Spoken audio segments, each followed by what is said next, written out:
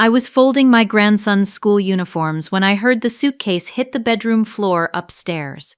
The sound echoed through our old Victorian house in Springfield like a gunshot.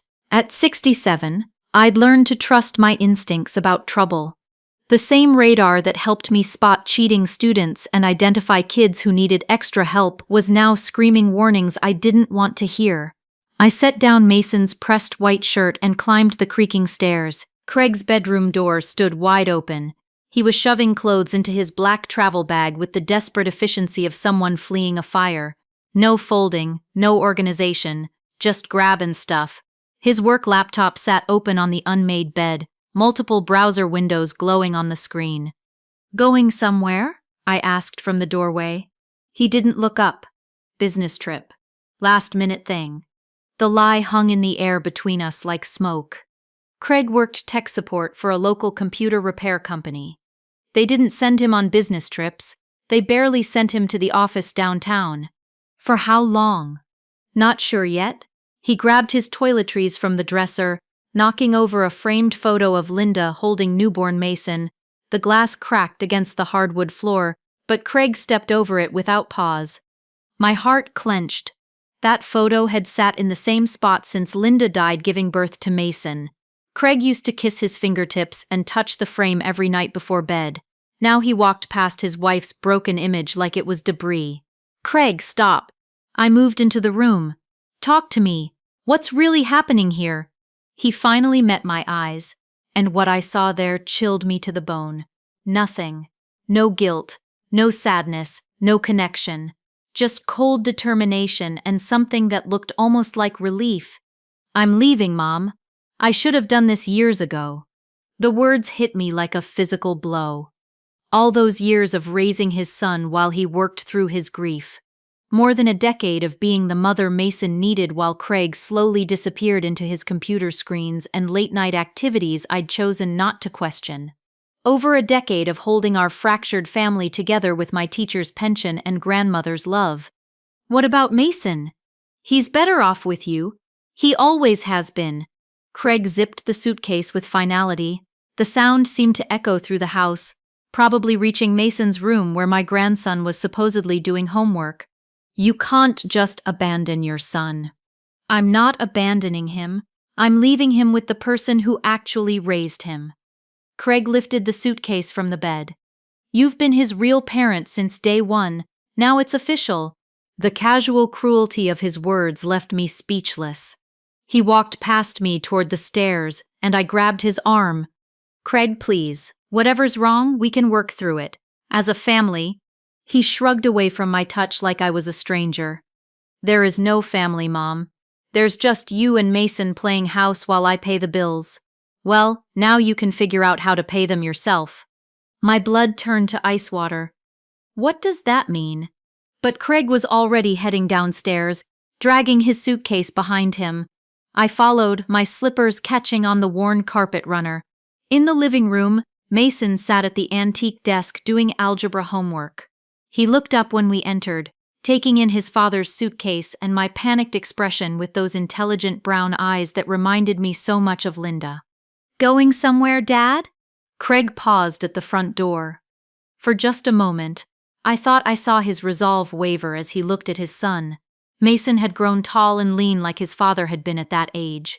But with Linda's thoughtful nature and quiet intensity, "I need some time away, buddy. Grandma will take care of you." "For how long?" "I don't know yet." Mason nodded once, like he was filing away information for later analysis. "Okay." The simple acceptance in my grandson's voice broke my heart.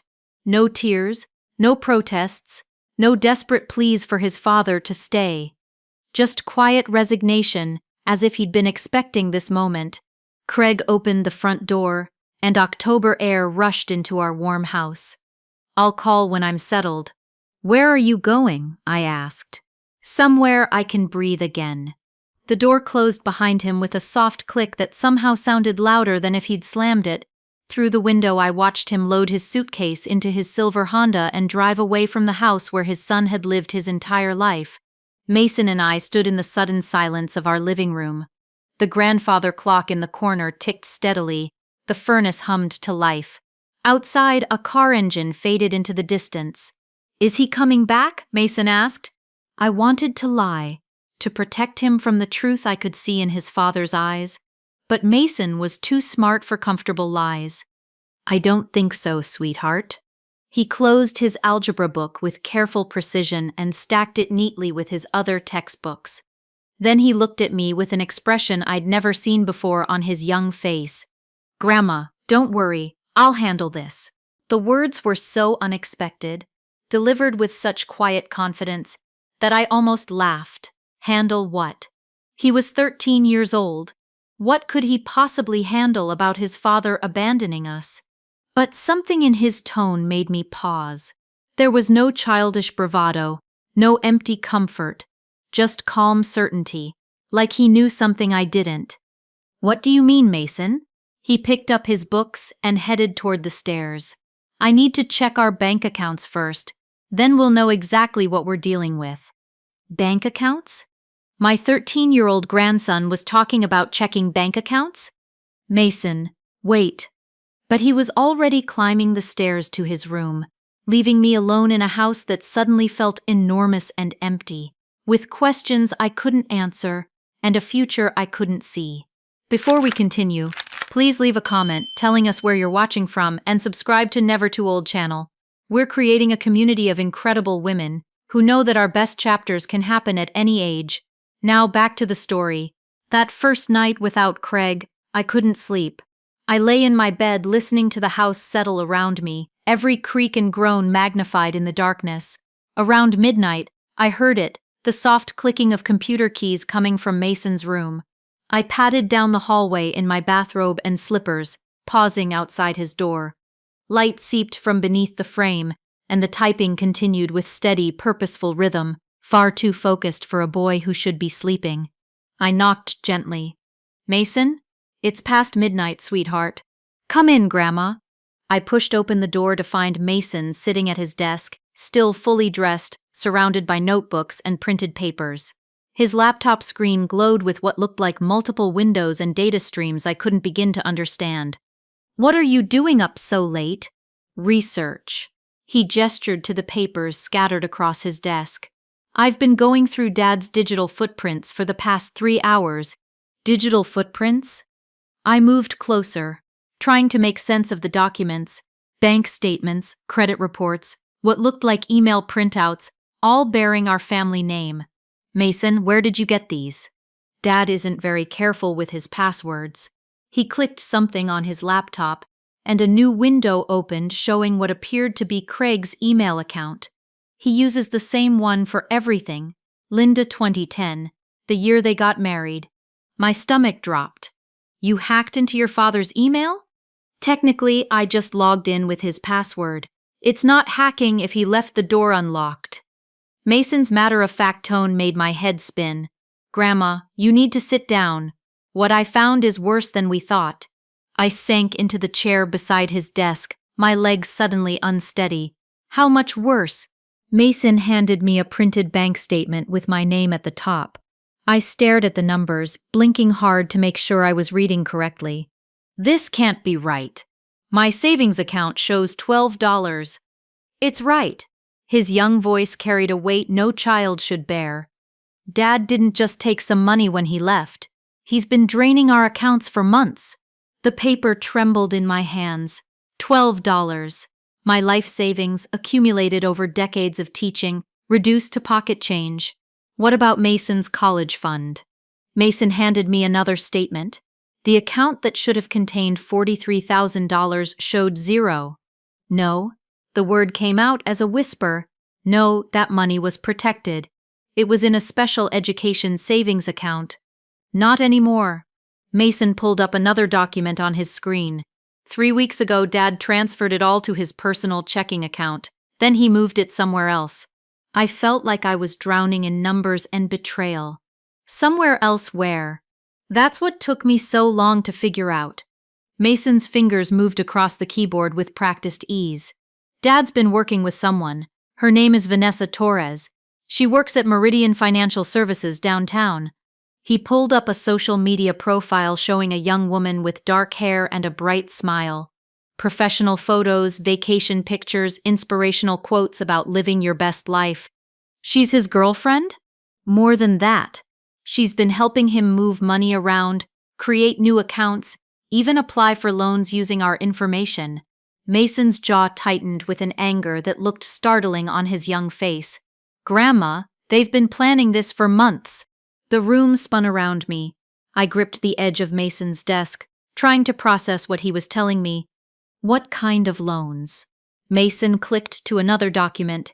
A $30,000 personal loan using your name and social security number.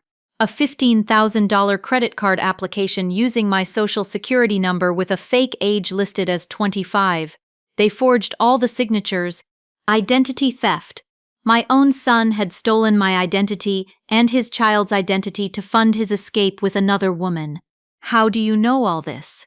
I've been watching Dad's behavior for weeks. The secret phone calls, the way he acted when certain emails came in, how he'd quickly close his laptop when I walked into the room.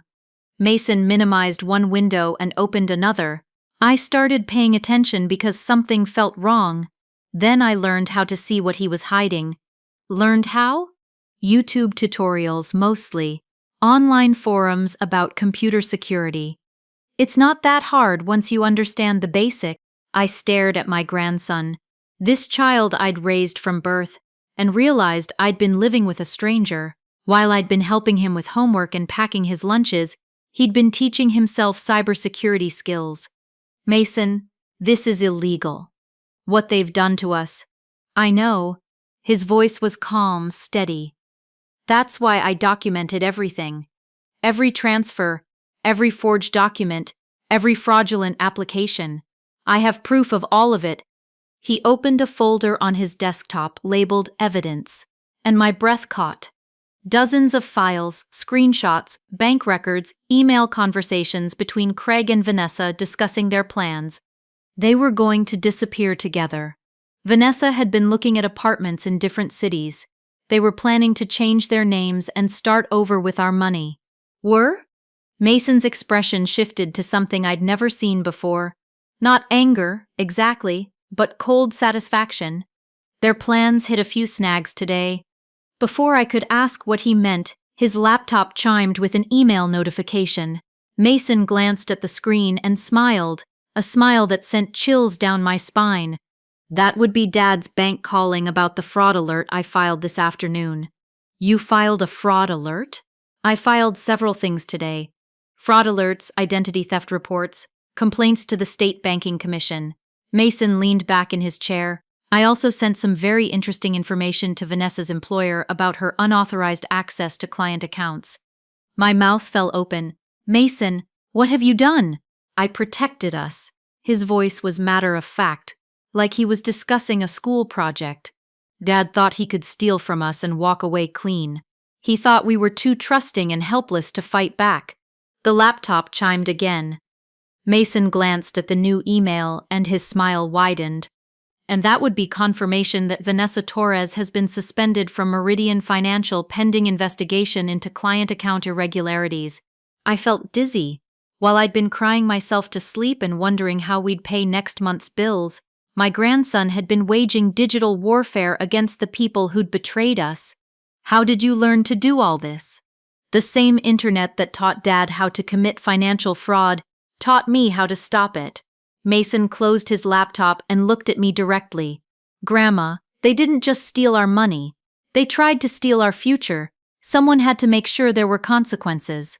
I looked around Mason's room with new eyes at the organized desk, the neat stacks of evidence, the calm determination of a child who'd been forced to become his own protector.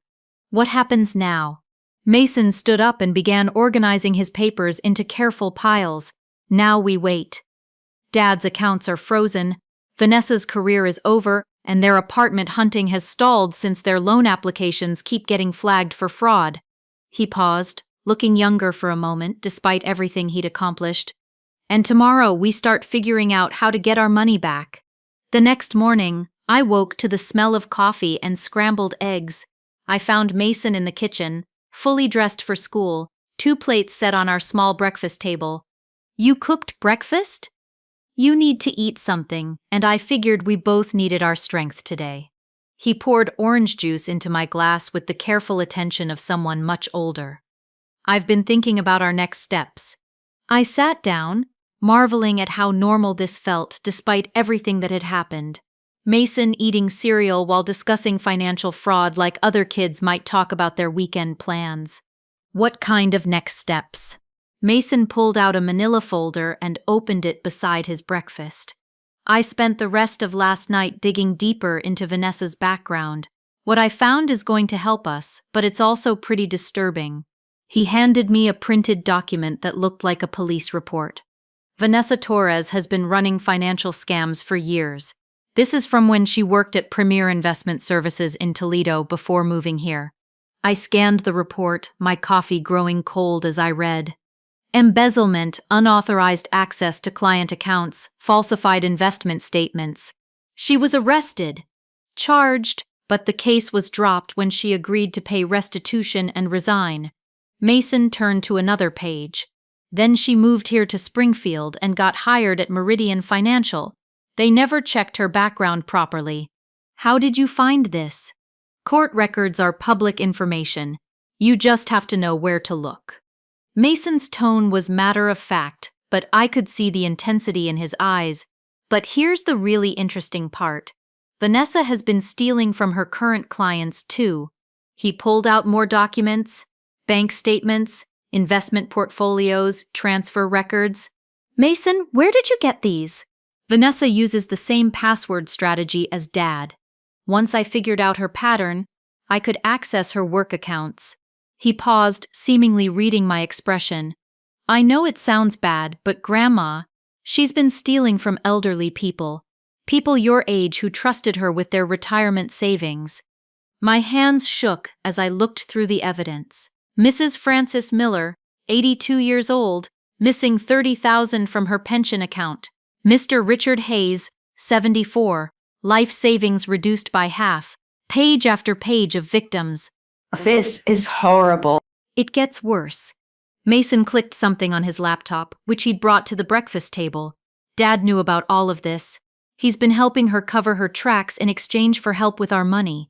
The screen showed email conversations between Craig and Vanessa, my son discussing how to hide stolen funds, how to create false digital trails, how to make elderly victims think their missing money was due to market losses.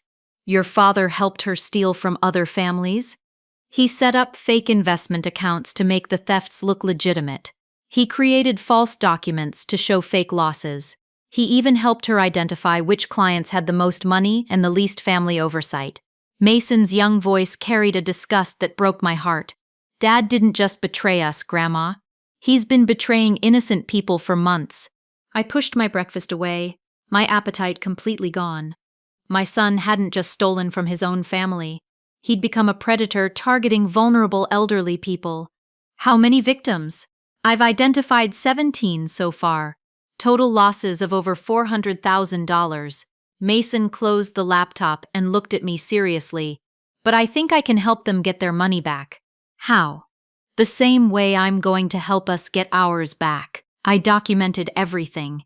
Every transaction, every forged document, every fake account. I have proof of where all the money went and how they moved it around. Mason stood up and walked to our kitchen window, looking out at the morning sunshine like a general surveying a battlefield. Yesterday I focused on stopping them from doing more damage. Today I start the recovery process. Recovery process? I'm going to contact each victim and provide them with evidence of what happened to their money.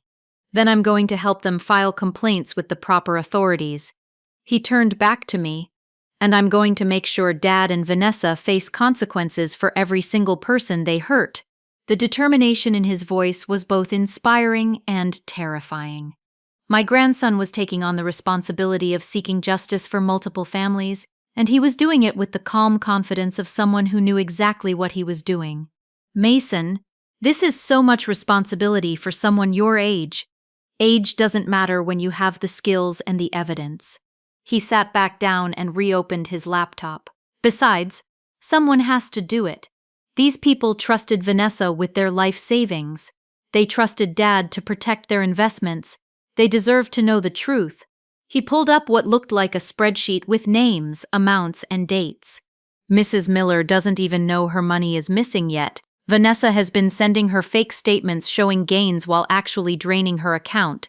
Mr. Hayes thinks he lost money in a bad investment, but really Vanessa just transferred it to her personal account. How will you contact them? Very carefully. I can't just call them and say their financial advisor is a criminal. I need to approach this properly, with evidence they can understand and verify independently. Mason clicked to another document. I'm going to send anonymous packages to each victim. Complete documentation of what happened to their money, instructions for how to report the crimes, and contact information for legal aid services that can help them. Anonymous packages? I can't reveal who I am without compromising the investigation, but I can make sure each person gets the information they need to protect themselves and recover their losses. I watched my grandson organize evidence against financial predators with the same methodical care he used to organize his school supplies. What about us? Our money? That's more complicated because Dad had legal access to our accounts initially, but the fraudulent loans using our identities, that's clearly criminal. Mason pulled up another folder on his screen. I've already filed the paperwork to dispute those loans. The investigation should take a few weeks, but we should be able to get that debt removed from our names. And our actual savings? Mason's expression grew more serious. That's going to take longer, but I think I can trace where the money went and prove it was transferred for illegal purposes. If Vanessa goes to prison for the other thefts, we might be able to recover some of our losses through restitution. If she goes to prison? Oh, she's definitely going to prison. Mason's voice carried absolute certainty. I have enough evidence to convict her 10 times over. The question is whether Dad will cooperate with authorities or go down with her. Mason closed his laptop and looked at me with those serious brown eyes. Grandma, I need you to understand something. This is going to get harder before it gets easier. When the police start investigating, when lawyers get involved, when this becomes public, people are going to ask questions about how a 13-year-old obtained all this evidence. What will you tell them? The truth. That Dad and Vanessa were careless with their digital security, and I was smart enough to document their crimes before they could cover their tracks. He paused. But I need you to be prepared for people to be impressed and scared by what I can do. Are you scared? Mason considered this question with the thoughtfulness that reminded me so much of Linda. No, I'm angry. And anger is more useful than fear when you're fighting for your family. He stood up and gathered his school backpack. I should get to class. I have a chemistry test today, and I still need to maintain my grades while I'm taking down financial criminals. The casual way he transitioned from discussing federal crimes to worrying about his chemistry test would have been funny if it weren't so surreal. Mason? He paused at the kitchen door. I'm proud of you, and I'm sorry you had to grow up so fast. I didn't grow up fast, Grandma. I just discovered I was already grown up. He smiled, and for a moment he looked like the child I'd raised. Don't worry, we're going to be okay, and so are all the people Dad and Vanessa hurt. After he left for school, I sat in my quiet kitchen surrounded by evidence of crimes I never could have imagined. My grandson was fighting a war I didn't fully understand, using weapons I couldn't even identify. But for the first time since Craig walked out our door, I felt something besides fear and betrayal. I felt hope. 3 days later, I was sorting through bills at the kitchen table when the phone rang. The caller ID showed Craig's number, and my heart jumped despite everything he'd done to us. Hello? Mom. Craig's voice was strained, desperate in a way I'd never heard before. We need to talk. Now you want to talk? Something's wrong. Everything's falling apart, and I think someone's targeting me and my girlfriend Vanessa. I glanced toward the stairs where Mason was supposedly doing homework. The soft clicking of computer keys drifted down from his room, just like every evening since Craig left. What kind of targeting? My bank accounts are frozen. The police showed up at my motel asking questions about identity theft. Vanessa got fired from her job, and now she's being investigated by the State Banking Commission. Craig's words tumbled out in a rush. Mom, someone knows everything. They have records of things that should be private. Maybe your private things weren't as private as you thought. This isn't a joke. Whoever's doing this, they have access to emails, bank records, even phone calls between me and Vanessa. They sent her boss a complete file documenting every transaction she's ever made illegally. I felt a chill of pride mixed with concern. Mason had been busy. Craig, maybe this is just consequences catching up with you. No, this is coordinated. This is someone with serious computer skills who wants to destroy us. His voice cracked. Mom, I think they might come after you and Mason next. You need to be careful. The irony was almost laughable. Craig warning me to protect myself and Mason from the very person who was actually protecting us. Where are you staying? A motel outside town. Vanessa and I had to use cash because our credit cards aren't working. Craig paused. Mom, I know I screwed up. I know I hurt you and Mason. But I never meant for it to go this far. How far did you mean for it to go? I was just going to borrow the money temporarily. Vanessa had this investment opportunity that was guaranteed to triple our money within 6 months. We were going to pay everything back with interest. The same tired lie criminals always told themselves. It was just borrowing. It was going to work out. Nobody was going to get hurt. Craig, you stole Mason's college fund. You used our identities to get loans. That's not borrowing, that's fraud. I know. But Mom, listen to me. Whoever's doing this to us, they're not just exposing what we did. They're actively sabotaging us. Our car got repossessed yesterday. The apartment we were going to rent in Jacksonville fell through because the landlord received an anonymous tip about our background. Someone is hunting us. Jacksonville. So they had settled on a destination after their original plans fell apart. Maybe you should turn yourself in. Turn myself in for what? Borrowing money from my own family?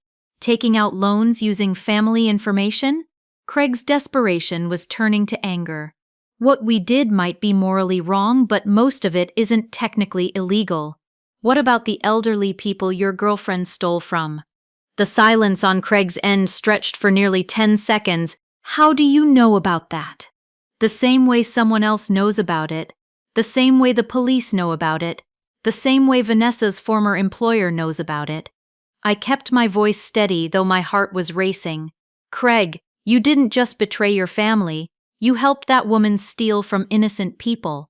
I didn't. Craig struggled with words. Look, Vanessa had some problems at her old job, but that was different. What we did with your money was just family business. Family business? My voice rose despite my efforts to stay calm. You abandoned your son and stole his future to run away with a criminal. She's not a criminal. She made some mistakes, but she's trying to start over. We both are. The clicking from upstairs stopped suddenly. A moment later, I heard Mason's bedroom door open and his quiet footsteps on the stairs. Craig, I think you need to face reality. Your girlfriend is going to prison for embezzlement. You're probably going to prison for fraud. And Mason and I are going to rebuild our lives without you. Prison. Craig's voice jumped an octave. Mom, nobody's going to prison. This is all just a misunderstanding that got blown out of proportion. Mason appeared in the kitchen doorway, moving silently to stand beside my chair. He held up his laptop screen, showing me what looked like a news article. The headline read, Local Financial Advisor Arrested in Embezzlement Scheme. My breath caught. Craig, you should probably turn on the news. Why? Your girlfriend was arrested this morning. The sound that came through the phone was somewhere between a sob and a scream. That's impossible. She was just here an hour ago. We were planning our next move. Where is here? The Sunset Motel on Route 9. Room 120. Craig's voice was becoming increasingly frantic. Mom, if they arrested Vanessa, they're going to come for me next. I need help. I need money to get out of town. Mason walked to the kitchen counter and picked up a notepad. He wrote something quickly and showed it to me. Keep him talking. Police are 5 minutes away. My heart nearly stopped. Mason had called the police. Craig, running isn't going to solve anything. Running is the only thing that's going to keep me out of prison. Craig's breathing was becoming labored. Mom, Please. I know I don't deserve your help, but I'm your son. You raised me. Doesn't that count for something? It counted for something when you were the son I raised. The person on this phone is a stranger who stole from his own child and left us with $12. $12? Craig's voice cracked. Mom, there should be more than that. I didn't take everything. You took everything, Craig. Our savings, Mason's college fund, even Linda's memorial account. Everything. I can pay it back. Once this investigation blows over, I can get another job, make payments, fix everything. How are you going to pay back money you helped steal from 17 elderly people? Again, silence. Craig, how do you know the exact number? Mason held up another note. Don't answer that. I know because the evidence is public now. Police, lawyers, victims' families, everyone knows what you and Vanessa did. Someone's been feeding you information. Craig's voice turned suspicious. Mom, who have you been talking to? Did you hire a private investigator? I don't need to hire anyone, Craig. You and Vanessa were sloppy. You left digital fingerprints everywhere. Digital fingerprints? Craig paused. Mom, you barely know how to use email. How would you know about digital fingerprints? Mason moved to the window and peered through the curtains. He held up 3 fingers, then 2, then 1. Maybe I'm not as helpless as you thought. Mom, I need you to listen to me very carefully. Whoever's been helping you, whoever's been giving you this information, they're dangerous. They've destroyed my life. They've destroyed Vanessa's life, and they won't stop until… The line went quiet except for muffled voices in the background. Craig? Mom? His voice was different now, defeated. I have to go. The police are here. Through the phone, I could hear official voices, the sound of handcuffs clicking, someone reading rights. Craig Bennett, you're under arrest for identity theft, wire fraud, and conspiracy to commit embezzlement. The line went dead. Mason closed his laptop and sat down across from me at the kitchen table. Is it over? I asked. The arrests are over. The recovery process is just beginning. Mason's voice carried the same calm certainty I'd grown to recognize. But yes, Grandma, the part where we were victims is over. Now we get to be survivors. I looked at my grandson, this child who'd systematically dismantled 2 adult criminals with nothing but intelligence and determination, and finally understood what had really happened here. Craig thought some mysterious enemy had targeted him. He'd spent days looking over his shoulder, paranoid about who was hunting him down. He never suspected that his own son had been watching him all along. The boy he'd abandoned without a second thought had become the architect of his downfall. Mason hadn't just protected us, he'd delivered justice to every family Craig and his girlfriend had betrayed. And he'd done it all while keeping up with his homework and taking chemistry tests. My grandson had given Craig exactly what he deserved, consequences. Real family doesn't abandon each other when things get difficult. Real family doesn't steal futures to fund selfish dreams.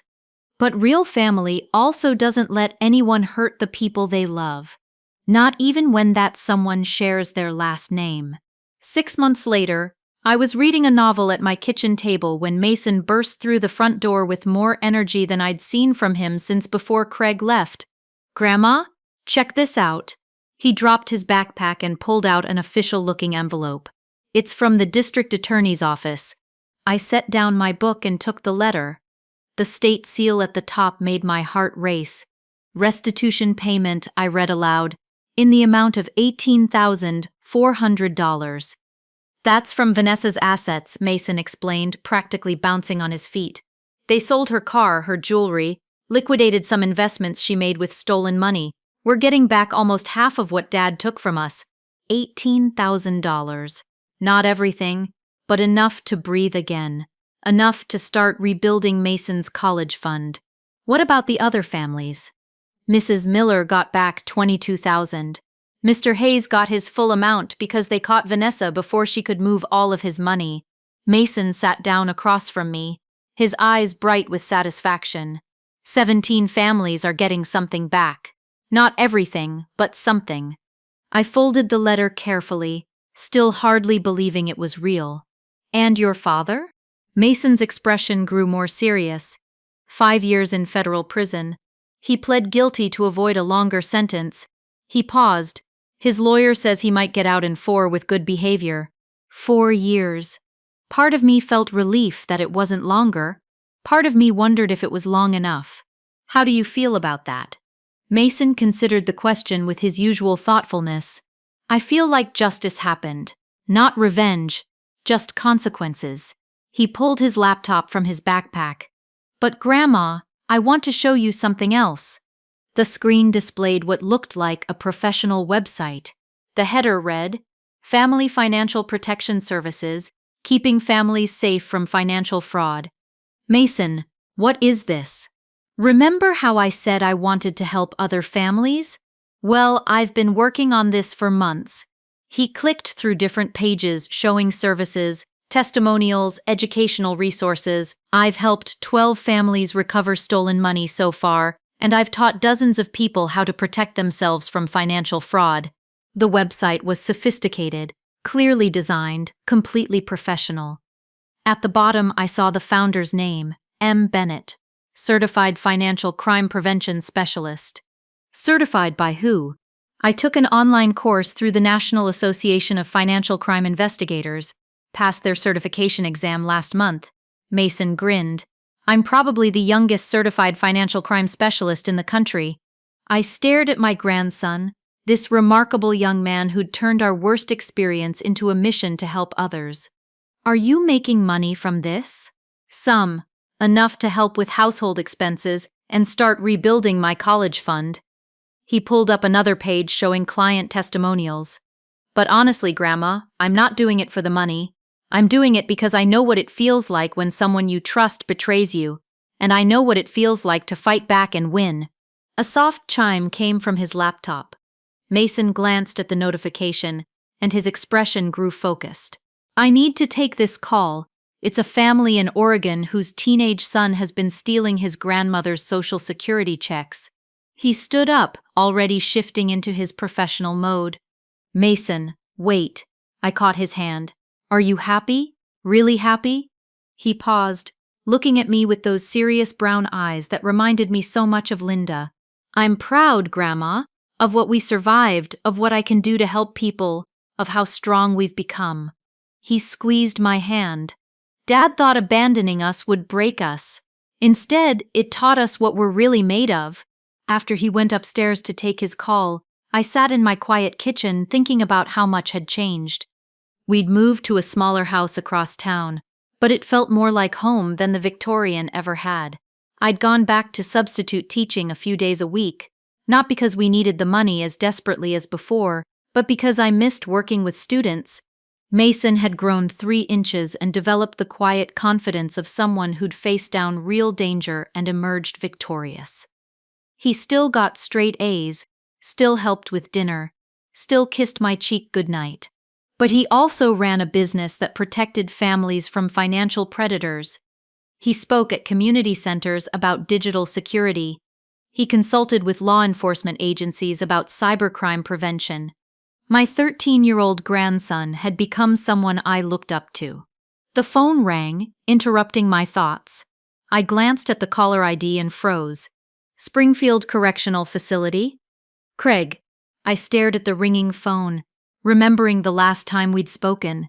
The desperation in his voice, the sound of handcuffs clicking, the moment his old life ended and his new reality began. The phone kept ringing. After 6 rings, it went to voicemail. 2 minutes later, it rang again. Springfield Correctional Facility. I picked up the phone and then, without answering, I turned it off. Some bridges, once burned, don't get rebuilt. Some forgiveness has to be earned, not demanded. And some consequences last exactly as long as they should. Upstairs, I could hear Mason talking to his Oregon clients, his young voice steady and reassuring as he explained how to document financial abuse and protect vulnerable family members. My grandson had learned that when someone hurts your family, you don't just survive. You make sure they can't hurt anyone else's family either. I smiled and went back to grading essays, listening to the sound of justice being served one phone call at a time. So, that's my story. I'd love to hear what you think. Was I wrong to let Mason handle everything instead of going to the police myself from the beginning? Let me know in the comments, and subscribe for more stories like mine.